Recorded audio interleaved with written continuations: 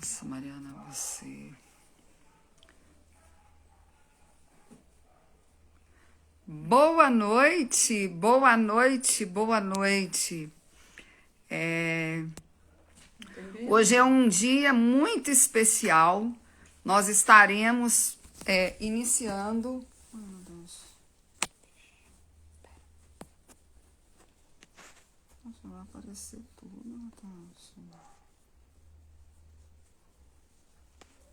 Eu vou convidar a pessoa para participar depois. É a médica. Como é que eu faço para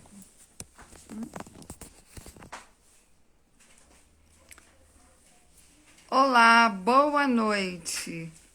Hoje nós estamos comemorando, 1º de maio, o dia em que inicia um movimento mundial para desenvolver mais, divulgar melhor o que é a síndrome de Ehlers-Danlos, que muitos conhecem, e o que é que ela significa na vida de muitas pessoas que já têm o diagnóstico e outras que ainda nem conhecem, nem sabem o que é a hipermobilidade, o que é a SED, o que ela significa na vida das pessoas, o que ela pode fazer. Por quê? É uma doença geralmente autossômica dominante, hereditária, genética, ou vem dos pais, né? ou da mãe, ou do pai, e ela afeta diretamente o tecido conjuntivo, que é o que encapsula todos os órgãos, né? E ele vem mostrar a hiperextensibilidade da nossa pele, dos tecidos, causa muitas questões, consequências, com diagnóstico tardio. É uma doença muito negligenciada, principalmente nos dias atuais. Eu já tenho 32 anos de diagnóstico, fiz em São Paulo com a doutora Caribulli de Oliveira. Então hoje eu tenho uma live muito especial para vocês. Eu trago uma pessoa encantadora, né? Uma médica, uma futura médica, né? Ela faz parte do nosso grupo de sedianos de Goiás, que aliás ainda parabenizo, o grupo está completando 1 ano, né? Que foi criado. E ela está se formando. E ela, antes mesmo até de entrar na faculdade, ela já tinha alguns sintomas e ela sentia algumas coisas estranhas. E com o passar do tempo, durante o curso de medicina, ela foi descobrindo até que ela chegou ao diagnóstico da síndrome de Ehlers-Danlos, né? Então é uma doença que é muito negligenciada, pouco estudada, pouco conhecida, e ela requer muito estudo, muito, para que as pessoas possam compreender profundamente o que vem a ser a SED, né? Então, eu gostaria de dizer a vocês que hoje, né, 1º de maio, o Dia Mundial da Visibilidade da Síndrome de Ehlers-Danlos, eu moro em Brasília, embora seja de Goiânia. Meu coração todo aberto para ajudar o estado de Goiás, porque o nosso estado é muito grande e tem muita gente que ainda nem diagnosticada foi, sofre muito, passa por vários diagnósticos até que chegue num diagnóstico correto e justo, né? Eu sofri muito e fui a primeira pessoa no estado de Goiás a fazer um diagnóstico de pele. Eu tinha 30 anos, estava grávida da minha última filha, né, a mais nova, então não foi fácil durante 30 anos, não tem sido fácil ainda, mas eu sei que num futuro bem próximo, muitas coisas estão por vir, boas, e vai mudar bastante a história de um sediano, de uma sediana, o que é mesmo a síndrome de Ehlers-Danlos, né? E nós precisamos de trabalhos e profissionais mais capacitados, mais humanos, para que possam nos compreender. Que a gente não seja visto com tititi, com mimimi, com piti, que não é nada disso, não é nada coisa da nossa cabeça, né? Então, aquilo que está nos tecidos, que envolve o colágeno, né? Isso durante o passar do tempo, né? Nos traz consequências. Então, quero com muito carinho convidar, né? A doutora Giovana, a futura doutora Giovana. A Giovana se encontra sim. Então, eu vou convidá-la nesse momento para participar da live comigo. Seja muito bem-vinda, Giovana, nesse dia de hoje. Que está terminando o curso de medicina. Oi, oi! Como vai? Olha só o sorriso, né? Então, para dizer para vocês, quem tem sede não é triste, tem sorrisos lindos. Olha lá, consegui arrancar mais um sorriso da Giovana. Então, eu vou passar a palavra à Giovana, tá, Giovana? E fica à vontade para contar da sua história, que é uma história linda, e eu já escutei, quero ouvir de novo, né? E para que a gente possa juntos conseguir compreender um pouco melhor, né, e aceitar melhor as nossas incríveis descobertas em relação à síndrome de Ehlers-Danlos e o que ela representa nas nossas vidas e o que tem representado na vida de muitos, né? E eu vou deixar com vocês, né, e depois, no final, volto a falar alguma coisa. Giovana, fique à vontade, fale de você, das suas descobertas, como é que você chegou nesse diagnóstico, nessa grande jornada que você teve ao longo desse tempo. Então, eu vou começar falando um pouco sobre uma introdução para porque tem tempo que não conhece ainda, então melhor os primeiramente, a síndrome de Ehlers-Danlos. O que é síndrome? Síndrome é um conjunto de sinais e sintomas. É o que o paciente apresenta, eles sentem os sinais, que o médico vê fisicamente nele. A síndrome de Ehlers-Danlos é caracterizada por uma deficiência no colágeno, tanto na quantidade quanto na estrutura dele. É alterada. Então, a gente tem colágeno no corpo, tudo quanto é região do corpo. Todo o nosso corpo vai estar alterado pela deficiência desse colágeno. Então, pensando comigo, tem 14 subtipos da síndrome de Ehlers-Danlos. Tem pessoas que têm maior acometimento ocular, tem pessoas que têm maior acometimento nas articulações. Ela é uma síndrome que ela engloba tanto a tríade principal dela da elasticidade da pele, a hipermobilidade articular, que tem várias formas de você analisar a hipermobilidade, né? Tem critérios feitos para isso, para avaliar o quão hipermóvel você é, o quanto da sua pele estica, tudo. Temos o diagnóstico é clínico, mas ele pode ser auxiliado tanto por biópsia, né, da pele, quanto também pelo teste genético, mas nem todos os subtipos têm alteração genética. Mas isso, o que acontece? A pessoa pode ter sintomas de dor nas articulações porque a nossa articulação é muito mole. Nós somos muito molinhos. Nosso colágeno deixa nossos ligamentos muito frouxos, nossa pele muito frouxa.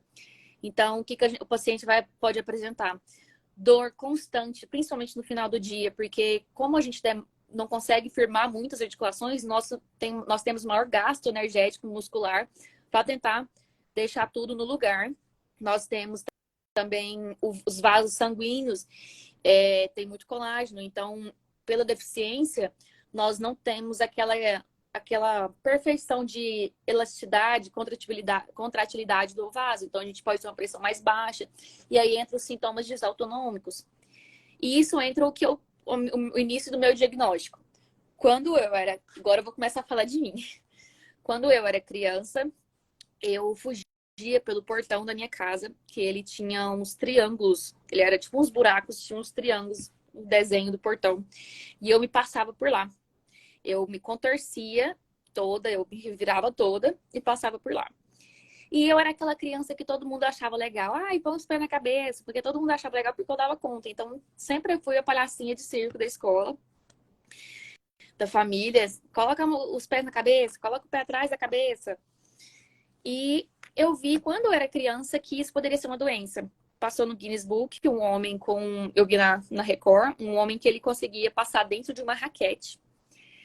E ele se contorcia todo. E ele também puxava a pele. E eu falei assim, gente, eu consigo fazer isso também. Depois de maiorzinho, eu vi que isso era uma doença de alteração e deficiência do colágeno. Disse, nossa, bem possível, talvez eu tenha, né? Mas nunca dei muita bola, porque eu pensava que era só esticar a pele e mexer as articulações. Quando eu entrei para a faculdade, eu estudei algumas coisas que estavam relacionadas ao colágeno e citava a doença de Ehlers-Danlos e a de Marfan. Eu vi que a Ehlers-Danlos era a doença do homem elástico, da mulher acrobata, mas não dei muito a fundo, a faculdade não dá muito a fundo, não entra muito a fundo nisso, só cita. Então, eu acho que por ser uma doença mais rara, eles não adentram tanto e ficam mais para quem é mais especialista mesmo, se especializa. E o que acontece? Quando eu estava agora no ano passado, eu vi na internet uma moça que ela deu um depoimento que ela tinha síndrome de Ehlers-Danlos. Eu já suspeitava que eu tinha, mas não pensava que era tão grave. E ela deu falou sobre os sintomas desautonômicos. E eu me identifiquei muito, porque eu tenho muitos dos sintomas desautonômicos. O que são isso? A pressão é baixa, a pressão é 9/5, 9/6, pressão baixa. Quando tem variação de temperatura, muito frio, muito calor, isso me deixa mole, isso me deixa muito fraca, me deixa prostrada. Eu sou do tipo que, tipo assim, eu fico, o dia inteiro eu tô assim, capengando, cansada, mas eu não fiz nada demais. Eu dormi a noite inteira e eu estou cansada. Isso é a fadiga. Então, o paciente Ehlers-Danlos, ele pode apresentar muita fadiga. A questão de, às vezes, dar um ataque cardíaco, o coração começa a acelerar do nada. Então, a hipersonolência é o que mais me afeta. Eu durmo a noite inteira, mas eu tenho uma hipersonolência que eu durmo em qualquer canto. Eu tô com sono o dia inteiro. E a dificuldade de levantar pela manhã. E por que isso acontece? Também, porque mesmo durante o sono, a gente não consegue manter o nosso corpo alinhado corretamente. Então, o paciente com Ehlers-Danlos, ele tem diminuição da propriocepção. Ele tem dificuldade de perceber o meio de forma que se ele tiver, por exemplo, com olhos fechados. Se eu tiver com os olhos fechados, eu tenho dificuldade para saber se eu tô com a mão levantada para cima ou com a mão levantada para baixo, por exemplo. Isso é uma dificuldade de propriocepção. Isso faz, como as nossas articulações são em constante movimento, molinhas, elas saem do lugar, a gente tem dificuldade da cabeça da gente, o cérebro, entender da nossa posição. Por isso diminui a nossa propriocepção. Isso nos deixa mais vulneráveis. A gente é aquela pessoa que esbarra em todo lugar, que deixa tudo cair da mão. Então, porque a nossa propriocepção, a forma com que a informação do cérebro manda para o corpo, do corpo para o cérebro, é diferente, ela é prejudicada. Então, isso deixa a gente mais instável e isso deixa a gente mais cansada dos músculos, não conseguir manter a gente firme o tempo inteiro. Isso faz a gente ficar com posições que deixam o nosso corpo cansado no outro dia.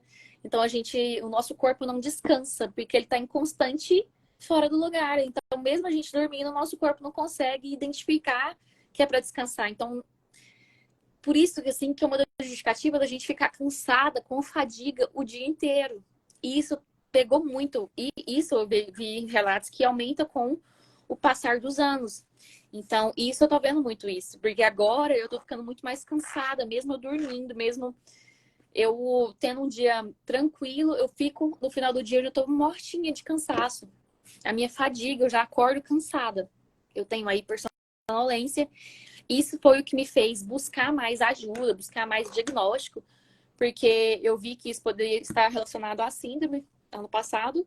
E me preocupei, porque eu notei, então, eu não tenho lesão articular, eu ainda não tive, eu tenho 25 anos, não tenho lesão articular, não tenho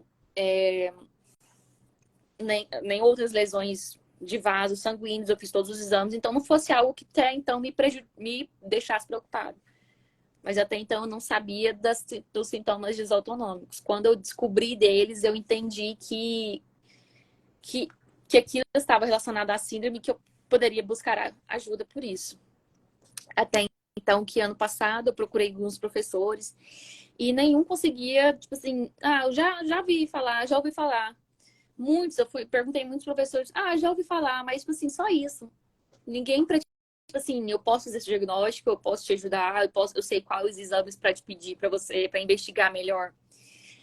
Então, foi bem difícil, até que me falaram que um doutor que era referência aqui em Goiânia, eu fui nele, ele me pediu vários exames, principalmente para avaliar a parte vascular e cardíaca. Por que disso? Porque a parte vascular é aquela que pode causar maior morbimortalidade. Por isso que é a mais investigada. Então, o que é o risco dele? É um risco de dissecção de aorta, é um risco de predisposição de ter aneurismas e arrebentar esses aneurismas, né? Então, por isso que a gente tem que investigar mais essa parte da vascular, que é aquela que pode dar mais dano, né? E assim, é muito interessante você falando sobre a sua história e eu lembrando de mim quando jovem, né? Então, eu era muito sonolenta também. Eu tinha uma hipersonia, assim, exagerada, né? Aí todo mundo falava, nossa, mas você gosta de dormir, é preguiçosa, né? Eu falei, caramba, eu vou me chamando de preguiçosa. Eu achava aquilo estranho, mas o que mais me chamava a atenção era a minha indolência. E eu sempre fui uma pessoa ativa. Eu sempre acordava cedo, fazia tudo. Eu era esportista, eu jogava tênis, eu jogava vôlei, basquete, eu fazia tudo, né? Então, assim, como pode uma pessoa que sente tanto sono e ter tanta disposição para se exercitar? E com isso, começaram a vir os problemas de desautonomia. O meu grande problema é a minha briga com a senhora desautonomia. Ela parece que gosta de me cutucar, né? Então, foi uma variação durante a minha vida toda e eu acho que isso aí, sabe, Giovana, foi um dos grandes problemas em relação aos médicos que dificultava descobrir. Isso é estresse. O estresse para uma pessoa jovem, sim, jovem pode ter um estresse, mas não que causasse toda semana eu no hospital com aparelho no peito, com extrasístole, com taquicardia, arritmia, ou seja, mesmo que fosse uma questão do sistema nervoso autônomo, uma questão consciente ou inconsciente, não justificava, né? Então, você falando eu tinha apelido de Mazzaropi, gente. Mazzaropi, vê se pode, porque, olha, toda desengonçada, as articulações. Interessante. Eu nunca tive problema nas articulações, né? Então, para vocês verem, né, que isso varia de pessoa para pessoa, realmente, a questão da condição genética, né? E essa questão mesmo, né, emocional, vai afetando. Às vezes as pessoas me perguntam muito, e como é que fica o emocional? Sim, o emocional ele é afetado não por causa da hipermobilidade, ele é afetado pelo sentimento que a pessoa fica. Você bate de porta em porta, não é, Giovana? Sim. Aí você chega lá, o médico olha para tua cara e diz, você não tem nada. Como assim? Dorme demais, sente uma indolência maluca, muito ataque cardíaco, estresse, como?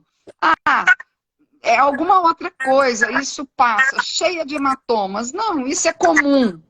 Então, acaba que pela falta de conhecimento, de estudos, né, mesmo científicos, que isso existe na teoria, e é só ir atrás dos estudos, procurar, mas não, você sabe como você, né, enfrentou uma série de dificuldades até chegar ao seu diagnóstico e, na verdade, graças a Deus, você como estudante de medicina, você começou a ligar ali uns pontinhos no teu cérebro e você diz, opa, peraí, acendeu uma luzinha ali, aqui, e correu atrás.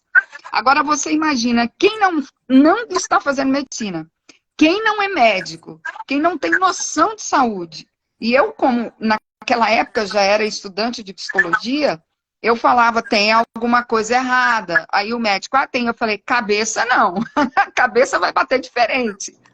Então, é muito mais fácil para um profissional, um médico, falar, é cabeça, né? Porque aí passa um remedinho, o paciente vai para casa e ele fica lá quietinho. É muito simples um cuidado dessa maneira. E que, na verdade, não é isso que acontece, né? É uma desordem genética no nosso tecido conjuntivo, né? Que, vamos imaginar as colunas de um prédio, como é que ele se sustenta, né? O colágeno. Então, a partir do momento que aquele tecido, e ela é a mais grave, é o tecido conjuntivo, é afetada, então provoca uma série de desordens no nosso organismo. E eu sempre digo, a gente vai sim chegar a um ponto de ansiedade, de tristeza, de depressão, em função de um diagnóstico errôneo, né, de uma medicação errada, vem uma crise de SAM, provoca desautonomia, pode dar um ataque cardíaco. Então, assim, tudo isso é muito delicado. Então, isso deixa uma pessoa muito estressada, nervosa, tensa. Não é, Giovana? Não é por aí? E eu sei que tem muitas pessoas que sofrem muito por isso, né? Eu acho, São inúmeras. eu acho o que Pode mais falar, me deixa, eu tô agora. assim, que me deixa ainda muito ansiosa e, né, assim, chateada é com a questão do sono. Questão do sono. Igual você falou, muita gente Igual você falou, muita gente tá preguiçosa. Fica questionando. Será que Que é eu tô preguiça? conseguindo? Eu quero estudar, eu quero trabalhar, eu quero fazer as coisas, mas eu tô com muito sono, não tô conseguindo. Parece que o seu corpo não consegue manter em pé. E o corpo da gente é tão cansado que vira e mexe a gente tá segurando a cabeça. A gente tá apoiando as coisas. O Exato. peso do próprio É corpo muito pra gente. é muito pra gente. Então a gente pensa, a cabeça do lado, ele tá segurando a cabeça assim. Uma coisa que eu achei interessante hoje que você falou, e olha só como coisas similares, né? Por isso que é importante, né? Você tem uma genética, eu tenho outra. Mas os sintomas, às vezes, podem ser semelhantes, né? Eu tenho uma dificuldade muito grande com calor e com frio. Eu morei na Europa muito tempo. O inverno, assim, eu gosto do inverno. Eu prefiro o inverno, eu gosto mais do frio, né? Então, o que que acontece? Quando faz muito, muito calor, eu tive algumas crises nesses últimos 3 anos que eu pensava que eu fosse morrer, porque me deu uma exaustão física de eu não poder mexer a cabeça, tá? Não, eu não podia mexer a cabeça, nem os olhos, nem o corpo paralisou. Assim, paralisou porque eu tive que ficar quieta, porque senão eu desmaiava, caía, né? E o que que aconteceu? Com muito custo, né? Eu ia melhorando no dia. Eu tinha ido ao dentista. Quando eu deitei na cadeira, eu falei, opa, para aí, levanta a cadeira que tá rodando tudo, né? Eu não deixei nem ser examinada e voltei para casa. Eu adormeci, quando eu acordei, eu chorava, porque eu nunca tinha sentido isso. E eu falei, gente, foi o calor. O calor aqui em Brasília, o excesso do calor há 2, 3 anos atrás. Então, assim, me deixou, assim, prostrada a ponto de, né, de achar que eu estava morrendo mesmo. O coração ficou lento demais. O que que eu descobri com isso? Não sei se isso é um bom... Eu comecei a molhar o corpo. Depois que eu vi um relato de um cardiologista, é o Dr. Túlio Sperbi, ele é de Juiz de Fora, né? E ele estava falando sobre a questão do coração. O coração, ele bombeia, correto? Ele é um órgão importantíssimo, ele é muito inteligente. Então, o calor, quando a sua temperatura corpórea ela está exacerbada, é até perigoso mesmo. Por isso que muita gente, às vezes, morre, etc. Não estou dizendo no nosso caso. Eu comecei a tentar baixar a temperatura do corpo, sabe como? Com a água. Então, eu vou para dentro de uma piscina, né? Ou se não, eu vou para o chuveiro mesmo, né? E deixo o corpo numa temperatura melhor. E você acredita que isso melhorou muito para mim? Muito. Depois que eu descobri isso, virei peixinho. Bateu o calor, eu corro para debaixo da água, para manter a temperatura do corpo mais baixa do que a ambiente. Que eu fui perceber que essa temperatura do sol, do calor excessivo, é o que estava me fazendo mal.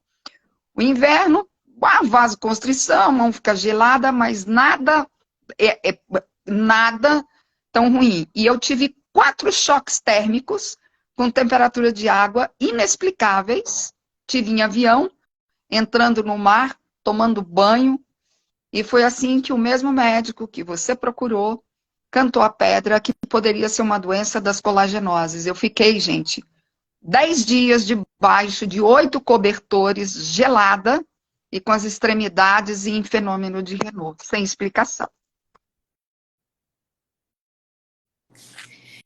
É interessante como o colágeno ele participa de tudo do nosso corpo. Tudo. Então, e não adianta só você tomar colágeno, repor colágeno na pele, com estético, tudo. Porque não é só a falta do colágeno, mas é a estrutura do colágeno, que ela é toda desengonçada. Então, existe tratamento para a nossa síndrome? Como a nossa síndrome é um conjunto de sinais e sintomas, não existe um tratamento em si que vai falar assim, você vai fazer isso e vai melhorar e ponto. Não existe. Então, na medicina, o que a gente pode fazer para melhorar isso? A gente tem tratamentos preventivos.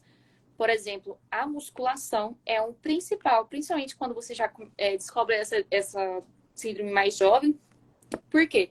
Como nossas articulações são muito moles, o joelho sai muito fácil do lugar, o corpo, ele pesa. Então, assim, geralmente, nós sedianos, a gente tem pé para dentro, aquele pé, o famoso pé de pato. A gente tem um desabamento do pé, assim. Então, por que disso? Nosso corpo, ele pesa. Como nossa articulação não consegue manter firme aqui, ele vai fazer assim, ó.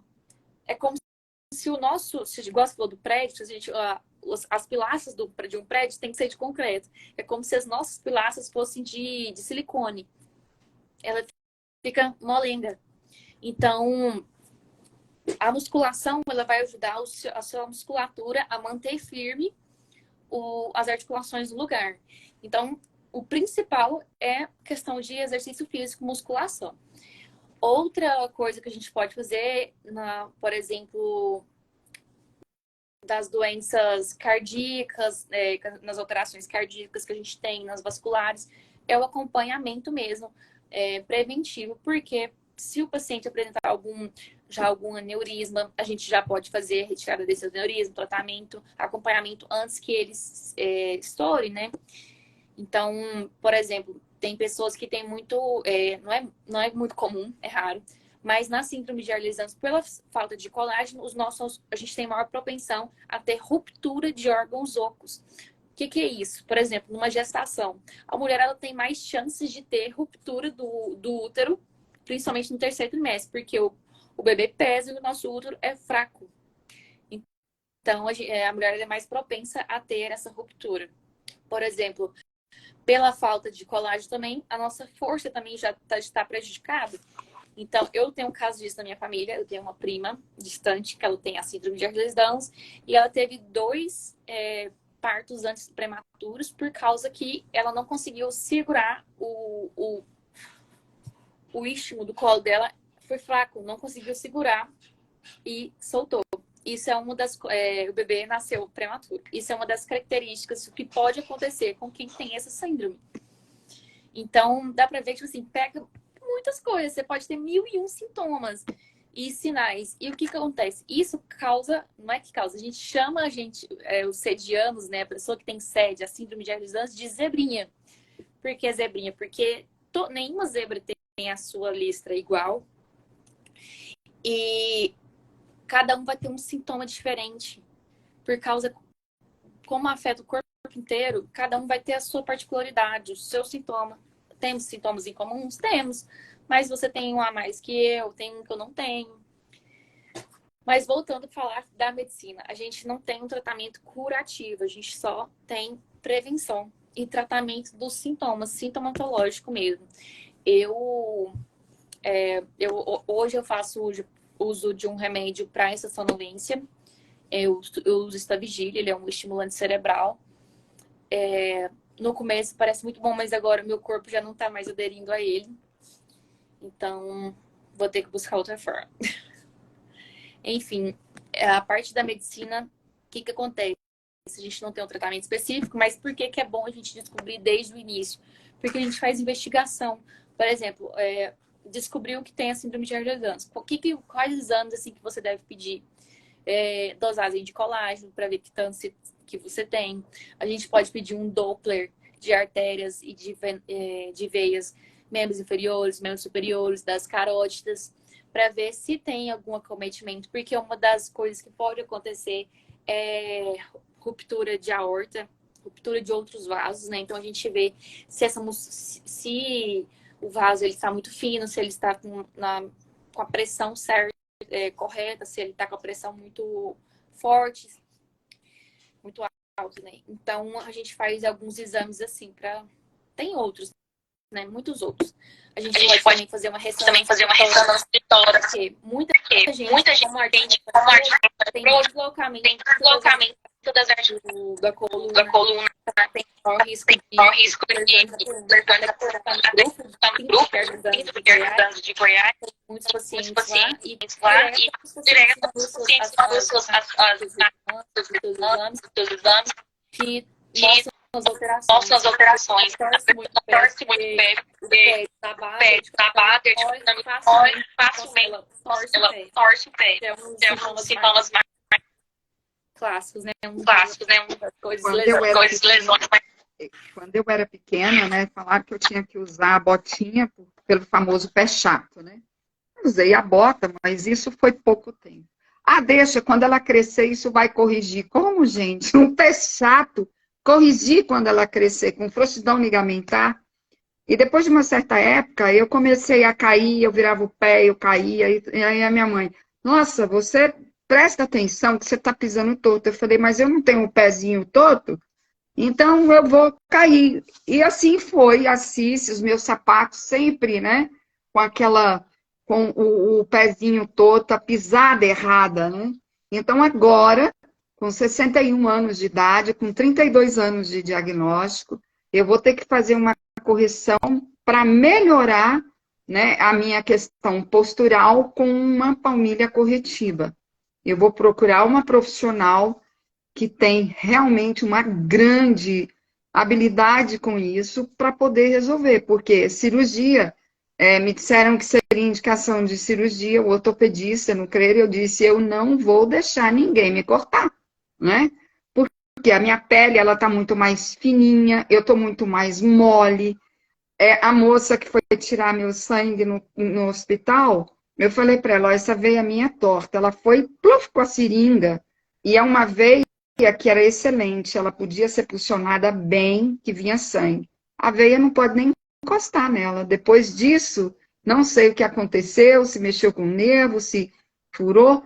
Então, qualquer profissional, sabe, Giovana, tem que estar bem capacitado para nos atender, né? Que seja de laboratório, que seja os fisioterapeutas, os nutricionistas, né? Os neurologistas, cardiologistas, e isso requer, todos esses profissionais hoje, eles precisam de maior conhecimento em relação à síndrome, como você falou, né?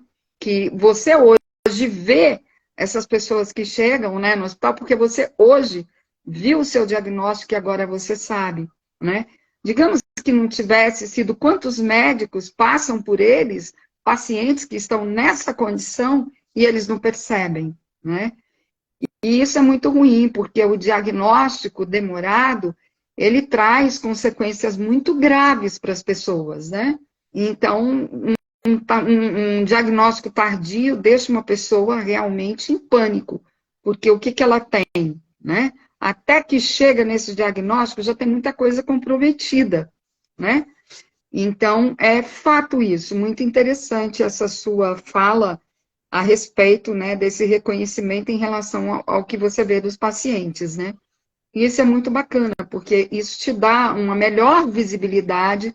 Você é uma profissional jovem que, dentro de 2 meses, né, tá formada, graças a Deus, e vai poder cooperar, ajudar, né, nessa parte, porque, como pode, né, nós precisamos de profissionais que tenham essa visibilidade, que podem ajudar aos pacientes. Então, eles precisam ser preparados, eles têm que fazer uma especialização, eles têm que estudar mais. E eu admiro muito. Nós, por exemplo, como é considerado, né, uma enfermidade rara, em muitos casos, né, eu não quero entrar tanto nessa questão dos raros. Mas justamente por isso, por ser raros, né? Raro dos raros, porque a nossa condição ainda tá, eu acho que está chegando o momento dessa descoberta. Está chegando. O futuro próximo está aí.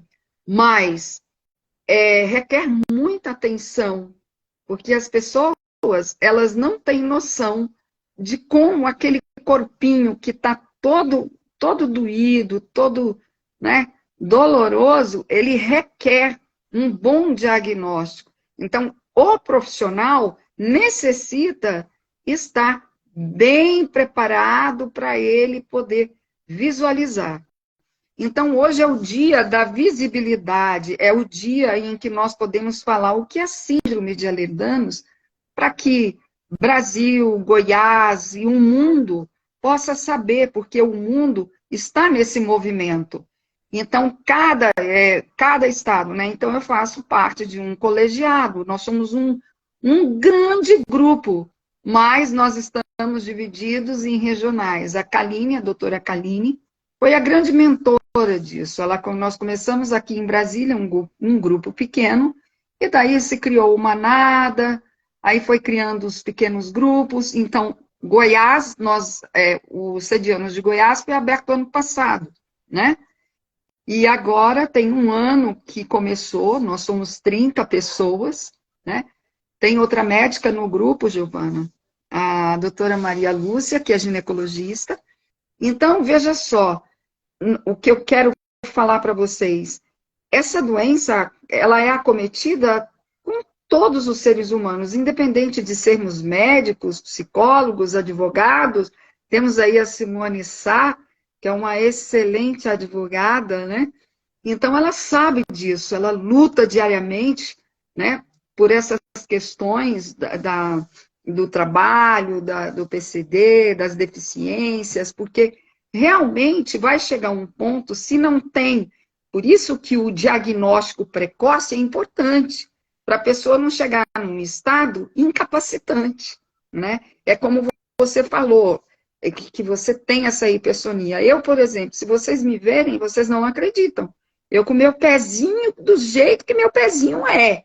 Gente, tem dias que eu começo o meu dia 8h30 da manhã e eu paro meia-noite, 1h. Como assim? Você não consegue. E aí? Eu brinco, eu pulo, eu danço, né? Eu estava correndo ano passado, mas piorou muito o pé. Mas nem por isso eu deixo de fazer as minhas caminhadas, o que eu devo fazer e o que tem que ser feito, né? Eu atendo online, eu trabalho também. Então, isso eu sempre falo, né? Que é a arte do bom viver, do melhor, de curar-se e de se querer bem, né? O cuidado e o autocuidado é muito importante. Então, eu digo que para a síndrome, eu sempre falo, eu procuro meditar, eu procuro a leveza do dia através da minha meditação diária, para eu conseguir um bom equilíbrio mental, emocional, espiritual e físico, né? A minha alimentação, ela é bem equilibrada e balanceada, leve e suave. Tudo isso interfere, a alimentação interfere muito, muito nos nossos genes, né? Então, enquanto ainda não chega o que é melhor, eu vou por esse caminho, né? Joe, e você, fale. Eu queria citar outra coisa que, por exemplo, hoje muita para a sociedade ela te dá uma visibilidade. Hoje é triste, mas né? Você precisa ter um diagnóstico. E muitas vezes eu já sofri, minha irmã já sofreu sem ter um diagnóstico, porque a gente não tinha como justificar isso que a gente tem. Igual a gente é taxado como preguiçoso, né? Pela nossa fadiga e nossa sonolência. E, por exemplo, a gente tem uma dificuldade de posição, né? Por causa das nossas articulações, por serem moles, a gente tem dificuldade de achar uma posição, de ficar com a posição ereta. E isso nos causa muita dor. Eu vim trazer um exemplo, por exemplo, da minha irmã. Ela fazia cursinho e lá no cursinho tinha umas cadeiras de plástico que elas causavam muita dor, né, para minha irmã.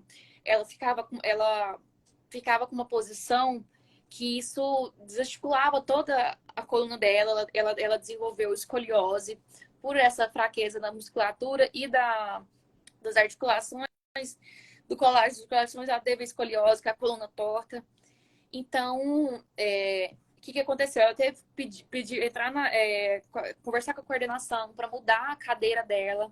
Então, tipo, a coordenação mudou a cadeira dela, mas todo mundo da turma continuou julgando ela, falando que ela era mais especial, porque a escola puxava o saco dela e tal. Mas não era isso. É porque ela tinha essa condição, ela sentia muita dor, então ela precisava de ter os seus materiais adequados para ter um pouco de conforto para ela conseguir assistir às aulas. E por falta de um diagnóstico assim, de conhecimento da população, ela foi muito julgada por isso. Então, é bom a gente mostrar para as pessoas, para elas poderem entender um pouco da gente, para não julgar a gente, não criticar, né? Porque a gente sofre muito com isso. É o que eu falei, né? Essa condição, sofre. E aí é que está, né? Esse sofrimento é uma sobrecarga grande na parte psicológica, né? E eu sempre digo o seguinte, o Ehlers-Danlos não é doença mental, né? Ela acomete a parte mental e emocional devido às dores constantes, não se faz o diagnóstico, né? Essa falta de compreensão, como você citou, da sua irmã. Eu, por exemplo, eu também, a vida toda tinha dificuldades para poder sentar, porque sempre molinha. E olha, gente, ser esportista, jogar tênis e tentar massa muscular, e antigamente, né, eu tô com 61, vocês são mais jovens, tem outras, né, questões hoje que estão mais evoluídas.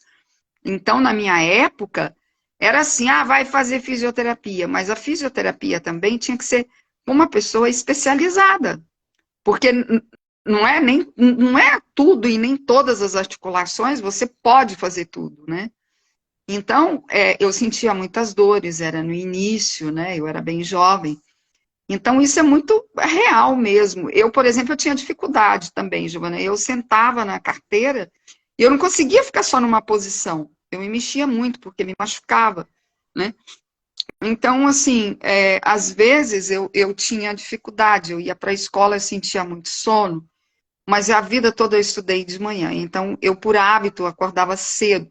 Mas quando eu chegava em casa, a primeira coisa que eu fazia, eu corria para o meu quarto para dormir. Então, assim, eu dormia horas, né? E minha mãe falava, nossa, mas como assim que você consegue, né, dormir tanto, minha filha? Falei, mãe, eu tô com muito sono. E eu dormia que horas? 7h30, 8 horas da noite. Então, era uma coisa que, como que ia descobrir, né, aquela questão do sono? E sempre fui muito ativa, muito, uma energia total. Mas, assim, essas coisas que esbarravam, né, e justamente os meus problemas, que eram taquicardia. E quando foram notar alguma coisa, eu tinha 13 para 14 anos, eu saí da quadra de tênis, eu estava toda cianótica. Mas como eu tinha 13, 14 anos, como que vai se fazer o diagnóstico de uma adolescente com 13, 14 anos, que não tinha nada definido e ficava cianótica? E essa cianose ficou no ar. Eu nunca consegui entender se veio da disautonomia, né? Na época, os médicos, que era o doutor Omar Carneiro, depois eu fui no Oswaldo Vilela, assim, foram vários médicos, né? E realmente era difícil o diagnóstico, os diagnósticos eram isolados, né? O primeiro médico realmente a fazer um diagnóstico, assim, pontual, foi o doutor Geraldo Pedra, foi um grande ortopedista, ele era um dos donos do Hospital Ortopédico de Goiânia, e ele era meu vizinho. E a gente se tornou, eu me tornei amiga da família, das filhas, a filha, minha melhor amiga até hoje. Eu tinha 7 anos. Então, ele dizia que eu tinha uma frouxidão ligamentar. Então, que eu tinha que tomar muito leite. Tudo bem. E era cheia de hematomas. E eu fui parar em Belo Horizonte. Eu rodei o Brasil. E só com 30 anos de idade que chegaram ao diagnóstico. E eu chorei, bati o pé no chão e falei, não quero saber de médico, não quero saber de hospital, não quero ver vocês mais. Eu fiquei 5 anos emburrada entre aspas, eu estudava muito, tinha 25 anos a sua idade e fui até os 30. Foi nesse meio tempo que eu me casei e tive meus filhos. E aí que realmente eu grávida, eu fui em São Paulo e a doutora Caribuli de Oliveira fez a biópsia de peles, chegaram o diagnóstico, né? Até que um médico em São Paulo me jogou num coma para dizer que eu não tinha nada. Ele era neurologista, não vou falar nem de que instituição, mas ele disse que era tudo da minha cabeça. E eu entrei em coma 48 horas por isso, né? Porque eu só tinha, o que eu tinha era na cabeça. Sim, senhora, não era no corpo. Eu tinha 23 anos, olha pelo que eu passei, né? Então, assim, isso é uma loucura. É por isso que hoje eu estou bem junto a Goiás, a todas as pessoas. Eu jamais quero que as pessoas passem por esse tipo de situação e que sejam taxadas de loucas, malucas, estressadas, piradas, né? É claro que tem muita gente que usa a doença para justificar algumas, e não é isso, eu falo de uma forma real, em que a pessoa realmente tem essa desordem genética, né, que são um punhado de genes, e como você falou, nenhuma listra é igual. Nós não somos iguais, as nossas manifestações são diferentes, né? Eu nunca vi ninguém me contar que teve choque térmico como eu tive, né? Então, assim, não é igual.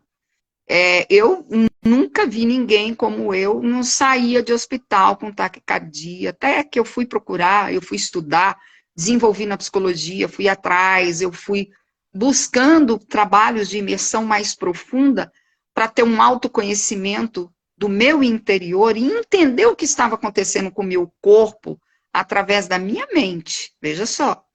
Então, eu primeiro busquei todo esse equilíbrio mental, emocional, estruturei toda essa dor dentro de mim, porque o impacto é ruim, né? Esse negócio de falar que é legal você receber um diagnóstico desse e dizem não tem cura, como é que você convive com isso? Você cheia de projetos, cheia de vida, não tem cura, né? Aí fica assim, bomba relógio, que dia que eu vou morrer? Não. Aí eu falei, não, Cici, muda o reloginho, né? Então fiz muita terapia, fiz muitos trabalhos, me dediquei muito e falo para vocês, a vida, a gente precisa buscar, né, nessa nossa condição, eu falo sindrômica, de síndrome, o nosso melhor jeito de viver, de ser feliz, de amar, de sermos felizes, de estarmos, né, bem com a gente mesmo, com o nosso coração, né, buscar esse amor dentro da gente, para poder passar para as pessoas também. Porque isso é muito importante. Então, é através desse amor que a gente busca todo esse equilíbrio e pode ajudar os outros também. Porque se ficar na raiva, na revolta, no ódio, não funciona. E amar, gente, na verdade, a gente veio aqui para amarmos uns aos outros.